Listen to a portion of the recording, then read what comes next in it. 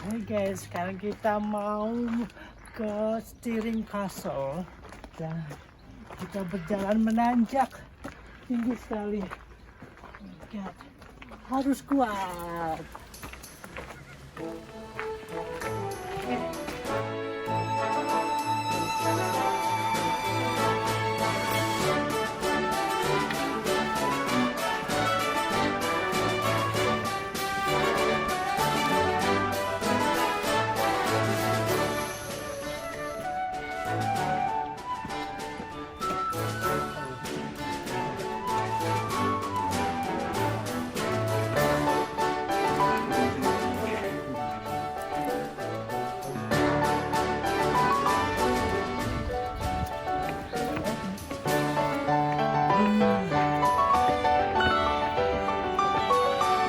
Stirling Castle.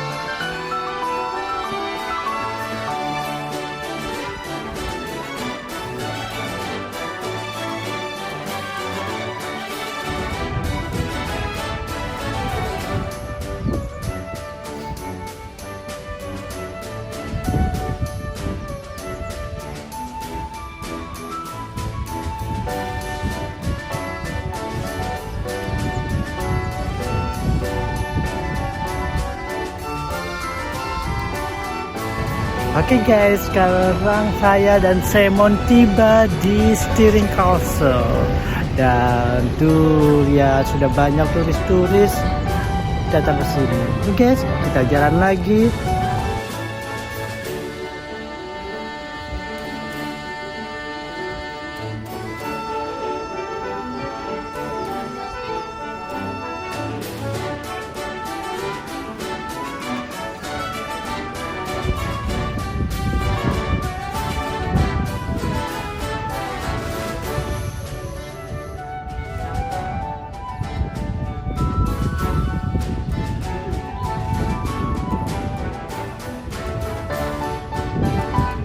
Sekarang kita akan masuk di Stirling Castle.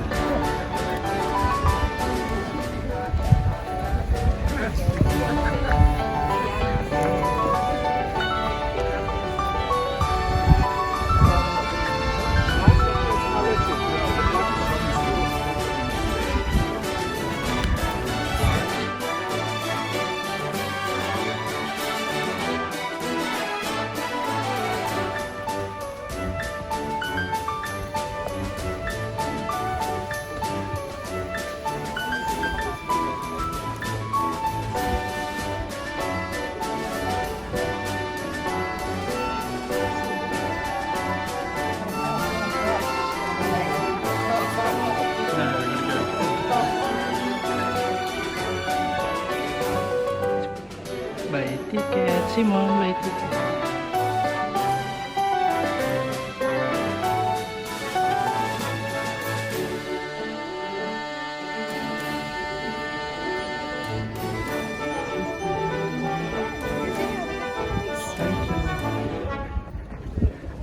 Oke guys, sekarang kita masuk.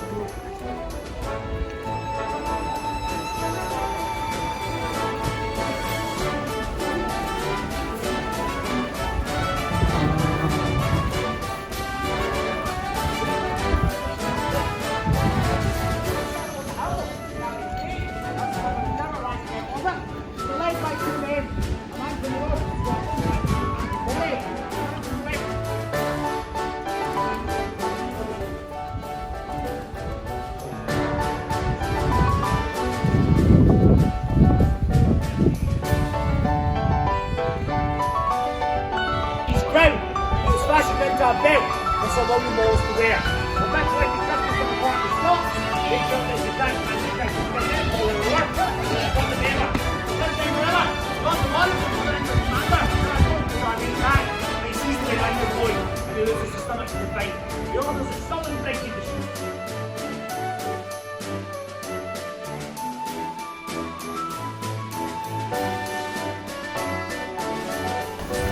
Everyone, I'm ready to get it. Beyond that ledge in the distance, look to our eyes and we take the walls. Those are high nice blood. And then we're confident that it is there, well, calling you on to his great victory.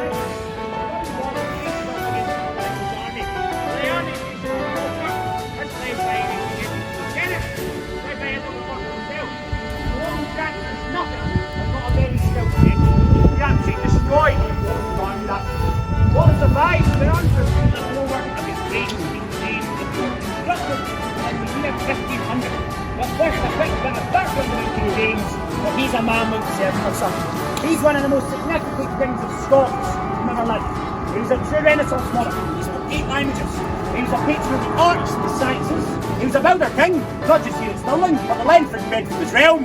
And he was also a king who elevated Scotland to an entirely different league of the European hierarchy of nations. Not only was he a very important figure, diplomatically speaking, on the world stage of his day, but he was also the King of Scots, the Stewart, who undertook the Great Union with the Tudors of England.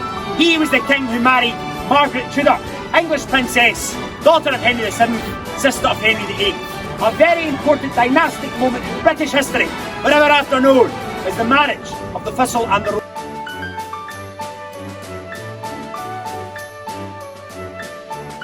Scots than it does in English. In Scots, a close is either a passageway or an area enclosed by buildings like a courtyard. Clearly in this context we're discussing its Latin meaning. And the outer close in the time of the Stuarts was the service area for the castle. This is where you would have found all of your farriers, fletchers, blacksmiths, masons, armourers, joiners, slaters, glazers, carpenters and candlestick makers. They'd have been down here for 2 primary reasons. One, it's very spacious, incredibly spacious in fact, by the standards of a medieval courtyard. All of the different trades could have their own workshops down here, away from each other, not interfere with each other's business. And 2, it sticks to the castle's primary supply of water, the Great Well. That well there is as deep as that building is tall. And if you're an armourer or a blacksmith and you're tempering steel and iron on a fairly regular basis, you need a guaranteed supply of fresh, cool water, and the Great Well provides it. But as well as those more conventional trades, there are also slightly more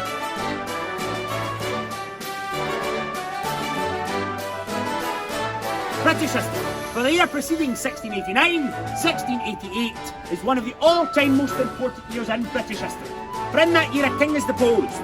King James VII of Scotland and II of England is tuffed off the throne, overthrown, quite literally, by his daughter Mary and her husband Prince William of Orange. Now King James is deposed for a lot of different religious and political reasons, but suffice to say, it results in about 60 years of intermittent warfare across the British Isles. For the supporters of this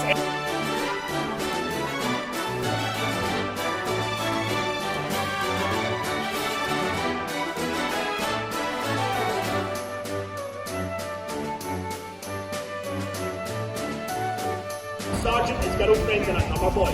But they didn't see the popular upselling English Jacobites who was a player who returned to Scotland. And on New Year's Day 1646, they arrived in Stirling.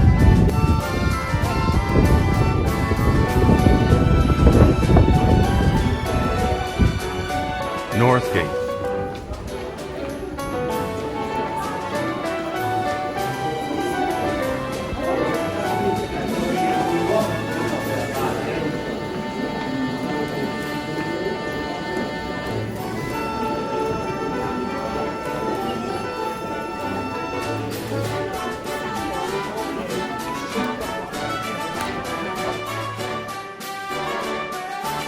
The oldest part of the castle, still in a complete and exact form today. That section of it there dates from 1381, from the reign of King Robert II, the very first king of the House of Stewart. He was actually the grandson of Robert I of Bruce, but it was by way of the Bruce's daughter Marjorie. So since it was for the female line, the name of the house changed and they went from the Bruces to the Stuarts. And if we were to have travelled through that gate in 1381, we'd find ourselves outside the castle entirely. That was the castle's back door. And there's a wee clue about that in its design. It's dug-legged, but just to say it's a modern set of medieval kitchens. You can see what those kitchens would have looked like, how they would have operated, and you can even see some of the interesting meals that would have been prepared for the royal household in the time of the Stuarts. I can assure you, you'll never be so glad you live in the 21st century. There is not a single thought for hygienic food preparation. I've always said, if any of us stumbled back in time to when these kitchens were turning out food, we'd not eat a single meal that came out of it. And then running there again as the Scots were close, passageway, or an area enclosed by buildings like a courtyard. Clearly we're still discussing that latter meaning.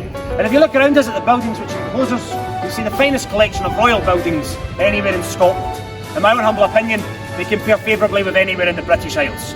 They're built over roughly 100 years, and the reign of 3 different kings of the House of Stewart, all of whom were named James. That can get confusing. James IV, James V and James VI. Father, son and great-grandson. And we'll begin chronologically with the oldest of them, which is behind me. And in front of you, the King. And if King James was still with us, he'd be very pleased with the reaction. Well, that was exactly the effect he wished to have on his company. When this hall was completed in 1503, it was the largest secular space in Scotland. It was built for occasions of state. We know for a fact parliaments were held within these walls, but it was primarily built as a place for the finer things in life. Or should I say the funner? Partying, dancing, feasting and revelry would have echoed from within this hall. In fact, in December of 1566, to celebrate the christening of our young son, Mary the First came up a foot and a half. That served a point of practicality, allowed the royal family to be easily seen by all the members of the court, allowed the king to easily see all the members of his court. But it also served a more metaphorical purpose. It reinforced in a subtle way to the rest of the assembled nobility that the royal family were different from them. They were elevated and aloof, appointed as they were by God. Same goes for these tremendous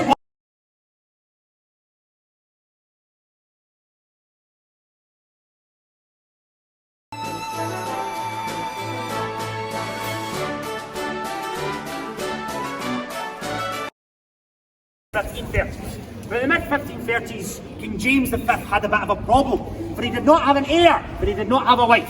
So to solve the issue, he goes to a kingdom of not whom he is only diplomatic allies, but to the court.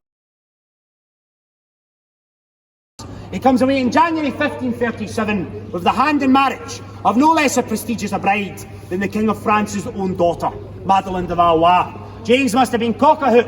A French princess was about as good a result as he could have hoped for. They marry and they come back to Scotland in the May of the same year. It all looks like it's clover. Unfortunately, however,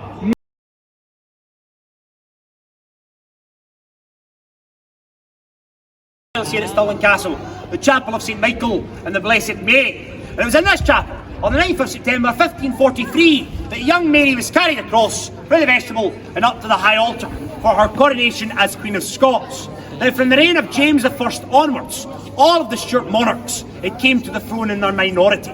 But Mary was younger than most. She was only 9 months old when she was brought in for this most momentous of state occasions.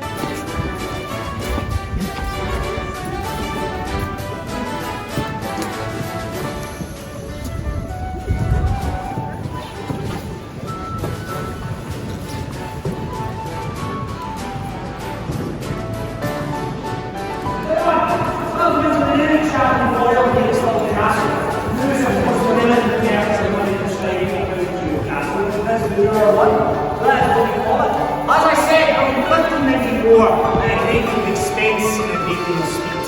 Why so? Well, in these walls, King James wished to have his firstborn son and heir, Prince Henry, christened.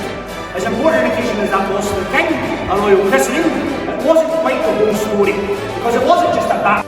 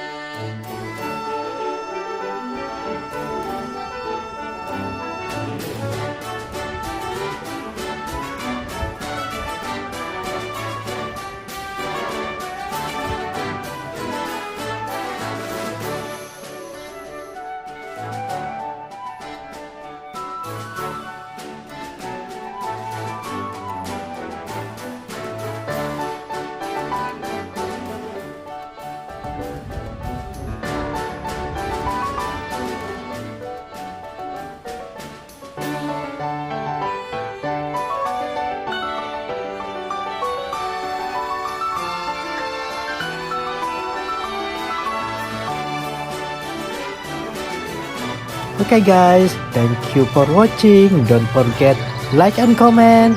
See you, bye bye.